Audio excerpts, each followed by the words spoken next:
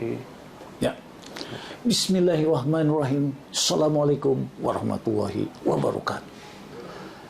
Selamat pagi, salam sejahtera bagi kita sekalian. Jumpa lagi dengan Aang Munawar yang selalu memberikan inspirasi tanpa konspirasi.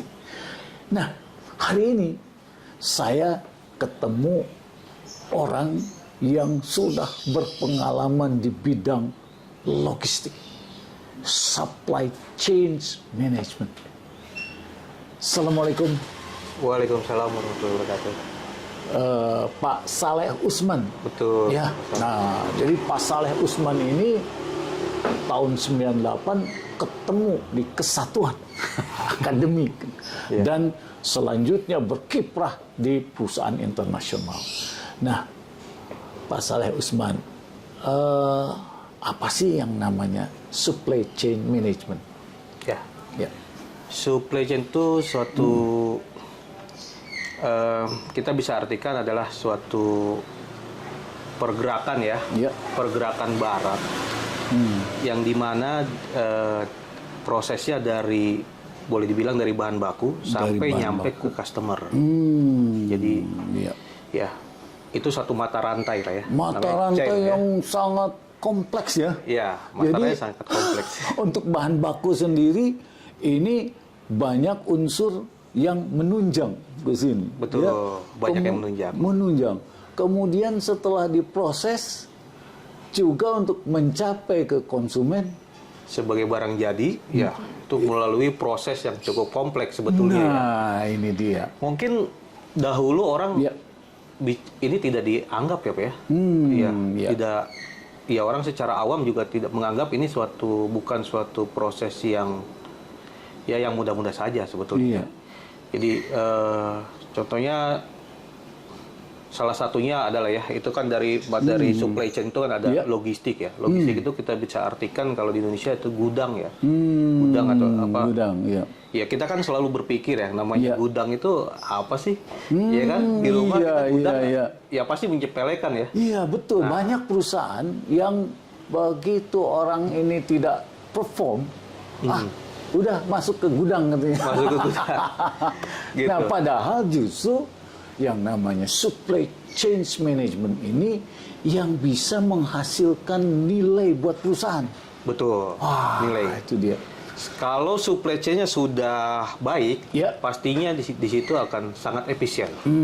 Pertama sangat efisien. Kalau efisien kan otomatis harga barang juga bisa bersaing ya. Bersaing dengan yang perusahaan yang lain ya gitu. Betul. Yang kedua, ketersediaan barang. Itu penting karena ketersediaan barang ya seperti kita tahu itu juga menjadi satu fluktuatif harga ya. Jadi kestabilan barang juga betul kan? Jadi kalau saya berpikir ini supply chain management ini bagaimana elemen yang begitu kompleks di luar kendali manajemen yang harus terintegrasi dengan proses bisnis perusahaan, kan gitu ya? Betul. Nah, berdasarkan pengalaman Pak Saleh Usman di perusahaan internasional itu bagaimana bisa berjalan dengan baik? Iya. Yang pertama harus memiliki fasilitas yang tepat ya. Memiliki fasilitas yang tepat. SDM yang tepat. SDM yang tepat. Teknologi yang tepat dan update pastinya. Update ya. Kemudian apa lagi? Ya, teknologi itu nanti termasuk dengan sistem yang digunakan ya. Sistem IT yang digunakan. Sampai sekarang ini kan kalau kita ketahui di dunia supply chain yang paling modern itu adalah supply chain e-commerce ya. Supply chain yang paling modern adalah e-commerce. Kenapa tuh? Kita anggap seperti itu. Jadi banyak sekali karena e-commerce ini kan membutuhkan kecepatan, Pak. Kecepatan, ketepatan. Kecepatan dan ketepatan. Betul kan? Contohnya seperti ini, Pak. Mungkin dulu sih tidak terbayang ya, ini bisa terjadi, bisa terlaksana.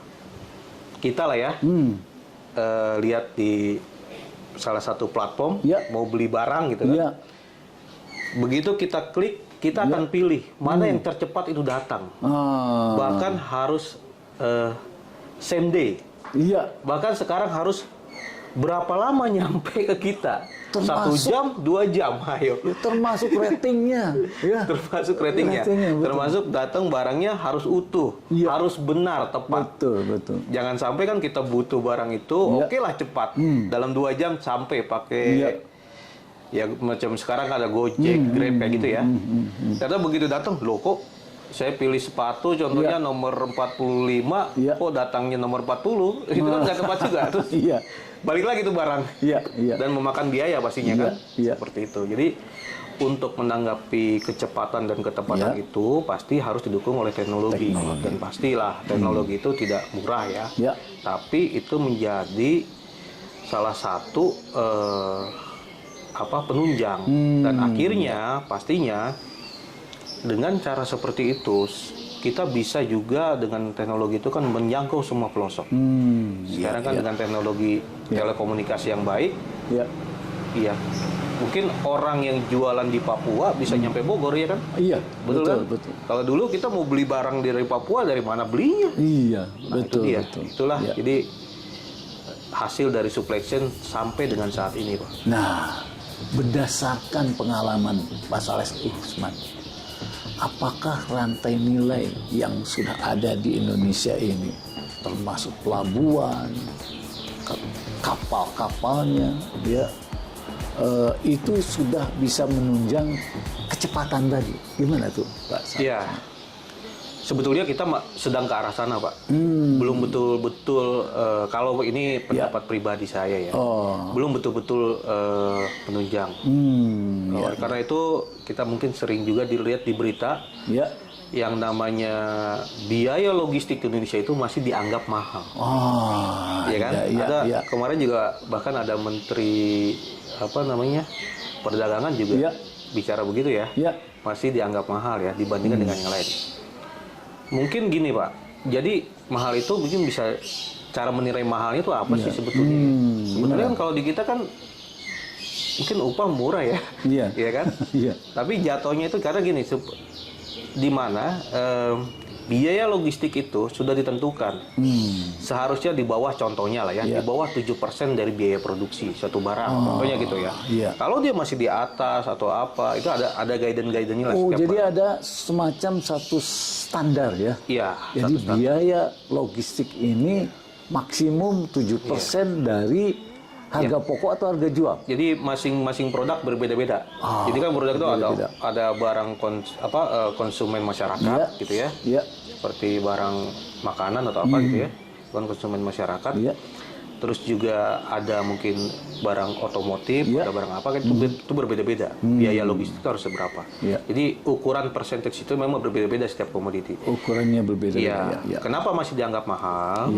Karena dia akan mengukur dengan yang di negara lain pastinya kan.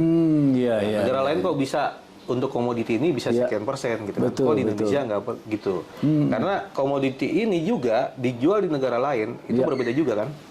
Begitu kan. Jadi tapi dia akan mengukur secara persentase itu.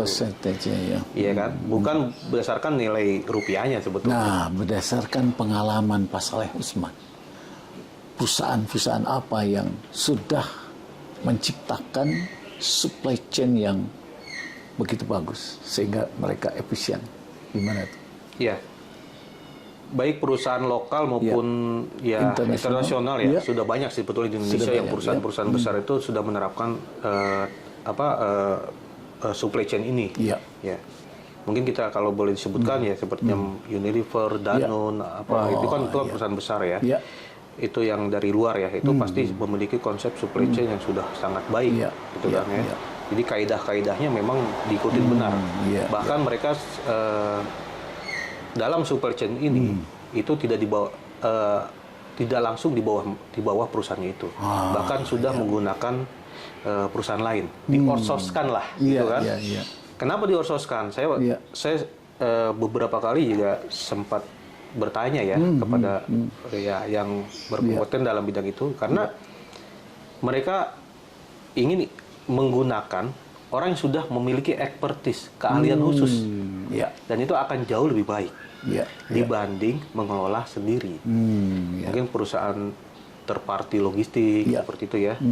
Terus apalagi freight forwarding untuk ekspor impor apa itu kan juga sudah menggunakan Pak perusahaan seperti itu, makanya sangat tumbuh lah perusahaan-perusahaan itu. Ya kalau kita tahu mungkin yang di rumahan mungkin kayak kurir apa itu kan bukan perusahaan dia yang kelola kan, beda-beda kan, itu bukan perusahaannya. Karena Unilever ya nggak punya kurir dia betul. Nah itulah karena dia ingin expertise yang menjalankan itu supaya dia fokus kepada penjualannya gitu. Dan itu banyak benefit sebetulnya buat perusahaan bila itu di-outsource-kan. Jadi semuanya di-outsource-kan, artinya yang berhubungan dengan logistik pemindahan barang dari satu tempat ke tempat lain sudah diserahkan kepada pihak lain. Iya, kalau gitu perusahaan besar hampir rata-rata begitu. Rata-rata lokal begitu. Pun sudah begitu ya. Kalau lokal mungkin yang setipe dengan Unilever seperti Wings gitu ya. Ya Wings Food dan lain-lain itu juga cukup besar kan ya itu. Terus yang lainnya lagi banyak sekali lah ya, Mas Pion apa. Memang ada beberapa memang masih dikendalikan oleh sendiri ya. Masih sendiri ya? Nah ini yang saya nampaknya sangat infonya begitu masif, di mana Wings produk itu dia bisa menghasilkan produk-produk baru tanpa menambah biaya distribusi, karena dia berangkat dengan produk yang lain, kemudian pulangnya dalam sekuen yang lain dia membawa produk lain, sehingga biayanya tidak nambah, walaupun nambah sedikit. Betul. Ya, nah itu gimana contohnya tuh, Pak gini, Saleh?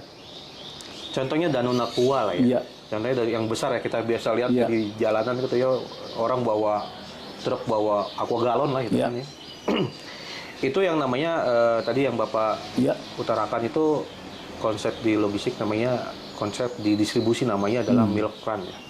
Jadi itu konsep memang mungkin dari negara Eropa ya. Jadi ya botol susu ya. Jadi milk run itu jadi botol susu. Jadi orang di sana kan fresh milk gitu kan. Itu konsep lama lah. Yang dia kirim, ntar botolnya balik lagi ya.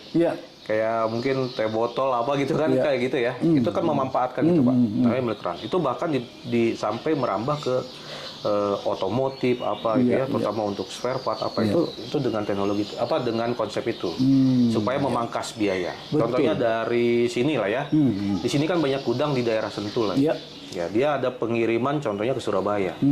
Dia juga punya gudang di Surabaya. Dia akan di-combine. Meskipun beda perusahaan atau beda produk. Jadi dia itu akan mengcombine. Dari Surabaya mungkin dia akan dari Bogor ya, itu akan kirim ke Surabaya sebagai barang jadi, barang jadi perusahaan lain. Nanti akan di-combine dari sana, dari Surabaya membawa produk jadi juga yang akan dipasarkan di Jakarta contohnya kayak gitu. Nah, itu kan jadi memangkas. Kalau dia ke sana Surabaya pulangnya kosong, berapa biayanya? Jadi mahal kan ya? Jadi mahal. Jadi itu boleh dibilang itu bisa memangkas sampai biaya itu berarti sampai 30 sampai 40%. 30 sampai 40% biaya pengiriman. Ya kan? Jadi kan contohnya gini, kita berangkat ke sana anggaplah harga full ya. Begitu pulang lagi ke sini kan kita hanya memikirkan ongkos supir, bensin, ongkos di jalan apa segala macam. Pastinya lebih rendah. Pastinya lebih rendah. Bisa lebih rendah 30% kayak gitu. Dengan konsep milk run. Contohnya gitu. Itulah yang dipikirkan oleh perusahaan-perusahaan yang 3PL seperti itu, Pak. Iya. Jadi sekarang banyak perusahaan-perusahaan yang menyerahkan memang distribusinya itu adalah ke perusahaan distributor ya. Karena mereka memang tidak akan kosong. Berangkat isi, pulangnya juga isi ya. Jadi ini sangat menarik ya. Kalau kita kaitkan di mana Indonesia ini sebagai penghasil CPO terbesar, kita melihat bahwa apakah dengan distribusi dan juga adanya semacam Tanjung Priuk, Tanjung Perak kemudian di Belawan dan di tempat lain, apakah sudah menunjang untuk efisiensi supply chain ini? Gimana Pak Usman? Iya, sebetulnya sih sekarang sih sepertinya sih berjalan ya Pak ya, berjalan. Pastinya juga ada lah peluang untuk dilakukan perbaikan ya, improvement. Memang salah satunya mengapa mereka menyerahkan ke ekspertisnya, karena mereka kan sudah memiliki riset yang cukup, sudah memiliki pengalaman, sudah memiliki pengetahuan, bahkan kalau dia kebetulan perusahaan asing, dia bisa benchmark ke negara lain yang menjalankan. CPO ini kan juga, ya ini bisnis besar lah ya, seperti oil and gas seperti itu kan ya.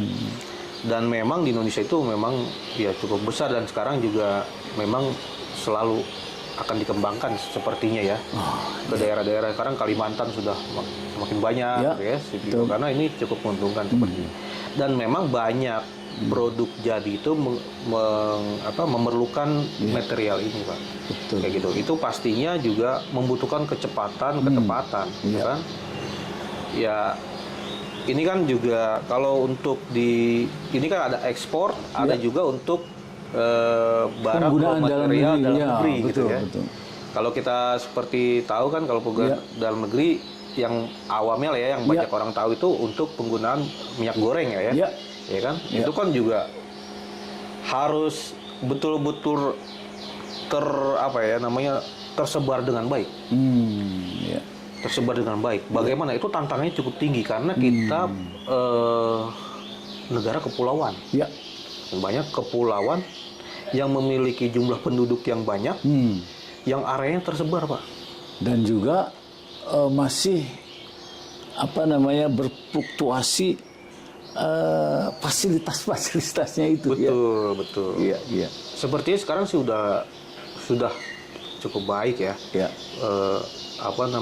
Pelabuhan-pelabuhan Bahkan sebelumnya ada rencana, ada istilah tol laut, tol udara itu ya. Sebetulnya itu sudah berjalan.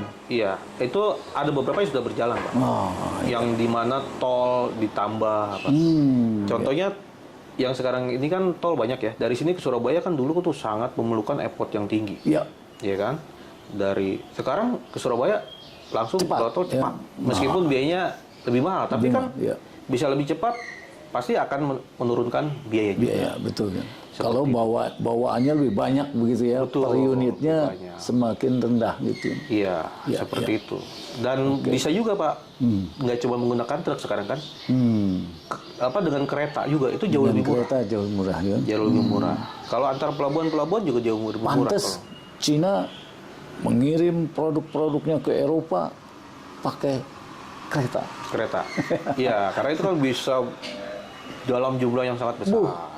Sangat panjang itu. Betul ya. Begitu kita bisa kirim dengan jumlah yang sangat besar, pasti biaya per unit produk itu akan menurun. Nah, ini ya. Jadi dengan supply chain yang bagus, maka ternyata tadi produk bahan baku bisa terprediksi dengan baik, ya, dengan harga yang bisa diprediksi, tidak banyak berfluktuasi. Kemudian juga harga jual bisa direncanakan, ditetapkan pada harga yang kompetitif. Betul. Sehingga mata rantainya itu adalah tidak ada lagi yang namanya distribusinya terhambat di satu tempat dan di tempat lain. Dan ini menjadikan harga berfluktuasi. Nah, mungkin keywordnya seperti apa nih Pak Saleh Usman agar perusahaan-perusahaan ini bisa manage dengan baik dengan melakukan supply chain management yang hebat ini. Bagaimana nih Pak Usman? Iya, jadi memang sudah waktunya kita evolusi sebetulnya. Berevolusi. Iya. Atau berevolusi kalau Ya, begitu ya. kalau bisa, kalau Ya, jadi ke Betul. digitalisasi. digitalisasi. Karena ini untuk menjangkau Indonesia yang begitu luas. Iya. Jadi dan kita pun ya sebagai orang Indonesia akan menjadi pemeran utama pastinya. Betul iya, kan? Itu iya, penting iya. juga, Pak. Betul, Itu betul. sangat penting juga. Jadi artinya rantai nilai semacam adanya kebutuhan dan juga gudang-gudang di seluruh wilayah di Indonesia ini harus termanage dengan baik. Betul.